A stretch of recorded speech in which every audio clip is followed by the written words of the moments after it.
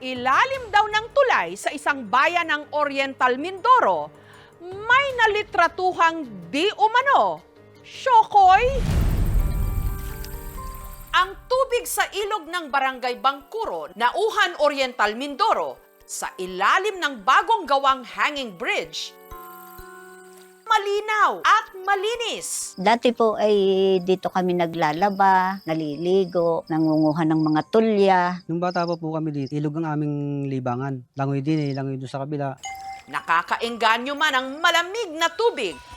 Babala ng ilang mga residente. Swim at your own risk. Halos taon-taon daw kasi meron ditong namamatay. Padaan lang ng ilog, nawala na. Pati yung motor, makikita, nandun na lang pala sa ilalim ng ilog. At hindi raw ito basta-basta aksidente. Hindi naman siya nangunguha. Yan ay nagbubuo siya dyan ng buhay. Papalit ng mga biyayang binibigay ng ilog. Ang itinuturong salarin, Ang sabi-sabi, kinukuha nga ng siyoko yun. bagay na hindi na lang daw ngayon laman ng mga kwento-kwento. Dahil nakunan na raw ito ng litrato. Katawang tao po siya, kaso kulay gray po siya, tsaka mahaba po yung tenga. Parang nahawig po sa mukha ng Chokoy. Ay, hala, totoo nga. Sabi ko parang hindi nga makapaniwala. Naniniwala naman po ako dahil parang totoong-totoo yung nasa picture na Syokoy siya. Totoo nga bang may syokoy sa ilalim ng tulay?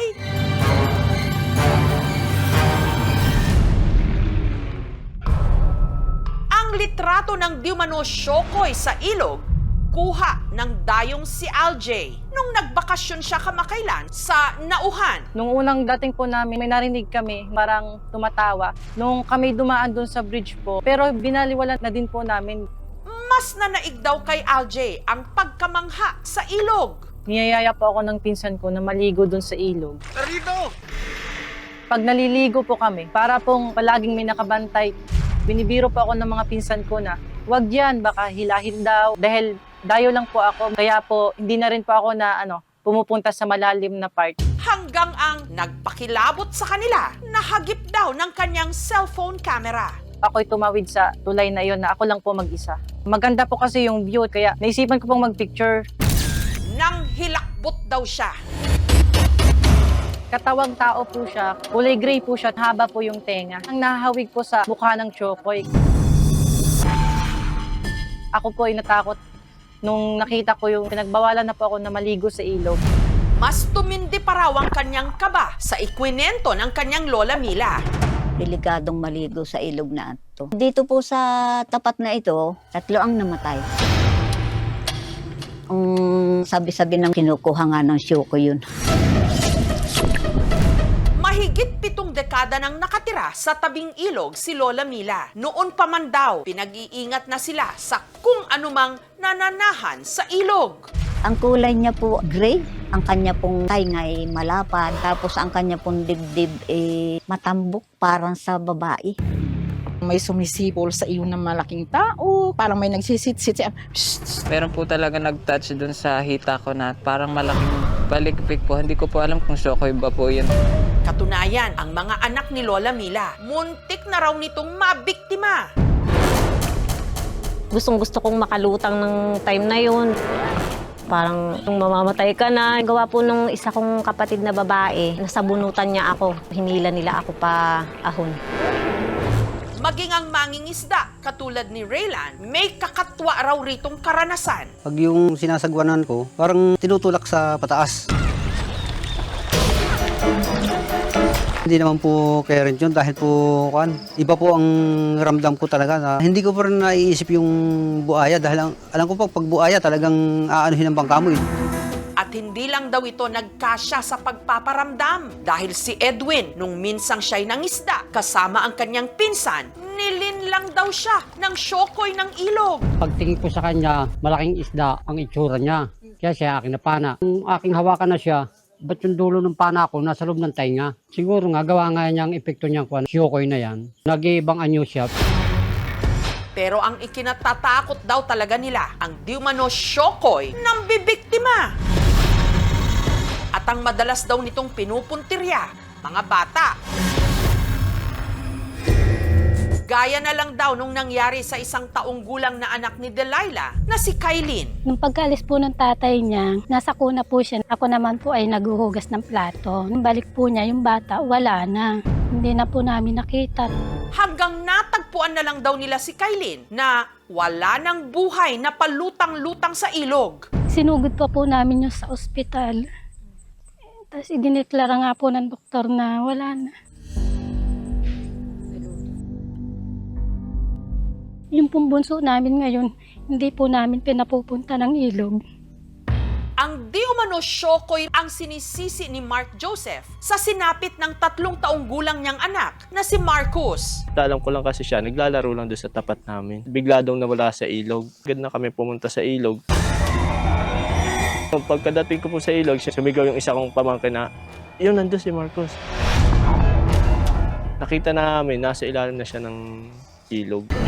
Lumabot pa naman daw sa ospital, kaya lang nung nire-revive, hindi na lumabas yung tubig sa katawan niya. Yun ang kapalit ng mga biyayang binibigay ng ilog na yan. Pag kasi yan ay nagbuwis, tandaan nyo, madami mahuhuling mga isda dyan.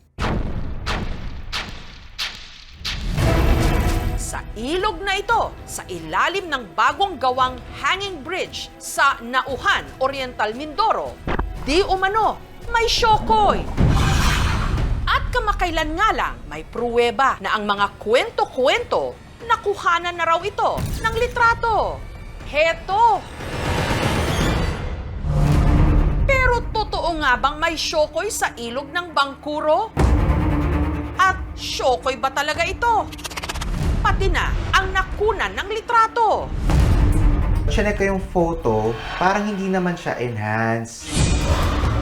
Suriin na natin mismo ang Shokoy na punot dulo na kinatatakutan ng mga tiga-Oriental Mindoro. Hindi po yun gawa-gawa laang.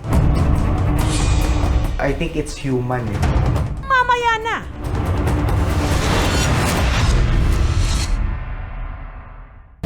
Sa ilog na ito, sa ilalim ng bagong gawang hanging bridge sa Nauhan, Oriental Mindoro, di umano may Shokoy na naghahasik ng Shokot. Padaan lang ng ilog, nawala na. Pati yung motor, makikita, nandun na lang pala sa ilalim ng ilog. At kamakailan nga lang, may pruweba na ang mga kwento-kwento, nakuhanan na raw ito ng litrato. Heto! Katawang tao po siya, kaso kulay gray po siya, tsaka mahaba po yung tenga. Parang nahahawig po sa mukha ng Shokoy. Ay, ala, totoo nga. Sabi ko parang hindi nga makapaniwala.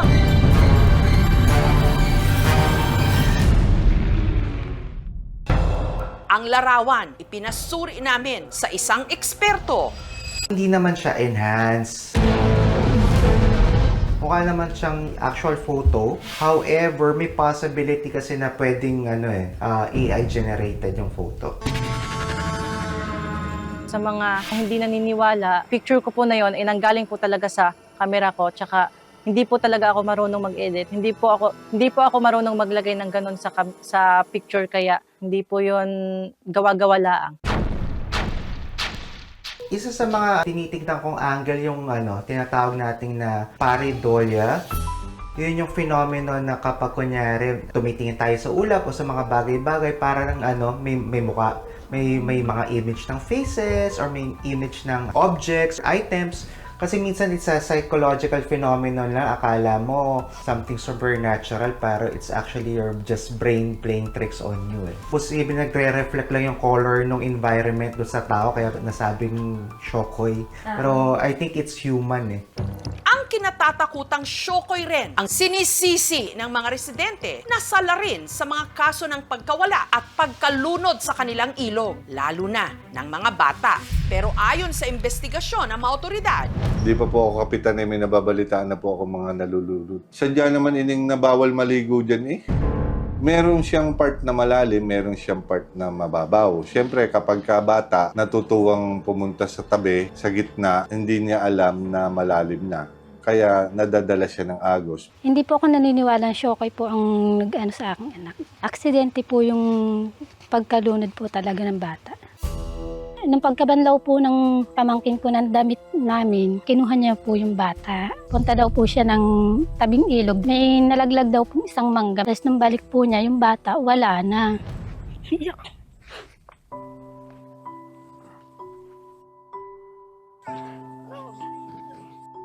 Yung aking mga anak ngayon, hindi ko na sila pinapupunta din. 4 na taon, hindi na kami napunta sa ilog. Hindi na malilimutan ko kasi yun eh. Talagang napakasakit. Mahal na mahal ko siya lagi. Pwede natin tignan yon as coping mechanism sa mga pamilya. Grabe yung guilt feelings ng mga magulang na nararamdaman nila na hindi nila makayanan. So, instead na yun ang tignan nila, mas gusto pa rin nila tignan na ay baka sa ibang dahilan, ibang nilalang or mayroong ibang bagay na napalunod sa kanilang mga anak.